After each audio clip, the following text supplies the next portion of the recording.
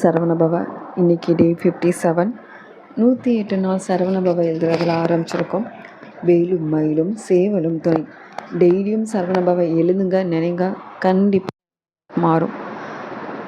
நம்ம கடவுள்கிட்ட எனக்கு இது வேணும் அப்படின்னு சொல்லி நிறைய நேரங்களில் நிற்போம், அடம் பிடிச்சி நிற்போம். சில நேரங்களில் நம்மளால் மூவ் ஆன் பண்ண முடியாது. இது இல்லைன்னா என்னால் உயிர் வாழ்கிறதே கஷ்டம். அந்த மாதிரியான சுச்சுவேஷனும் நம்ம லைஃப்பில் நிறையா டைம் வரும். அப்போ கேட்கும் போதெல்லாம் நிறையா விஷயங்கள் நமக்கு கிடைக்கிறதுக்கு காலதாமதமாகும். அந்த காலதாமதத்தில் நம்ம மறந்துடுவோம். சில நேரங்களில் இது ஏன் எனக்கு கொடுக்கல அப்படின்னு சொல்லிட்டு கடவுள்கிட்டே நம்ம நிறையா சண்டை போடுவோம், ஆர்கியூமெண்ட் பண்ணுவோம், கோச்சிக்க கூட செய்வோம். ஆனால் நமக்கான கடவுள் இது எதையுமே பொருள்படுத்தாமல் சரியான நேரம் பார்த்து நம்மகிட்ட அது கொடுப்பாங்க. அது நமக்கு கிடைக்கும். ஆனால் அந்த காலதாமதத்தை தான் நம்ம அக்செப்ட் பண்ணிக்கணும். லேட் ஆகுது அப்படின்னா பொறுமையாக இருக்கணும். அதுக்கான மனப்பக்குவத்தை நமக்கு கொடுப்பாங்க. அதுக்கப்புறம் நமக்கு எது வேணுமோ அது கிடைக்கும்.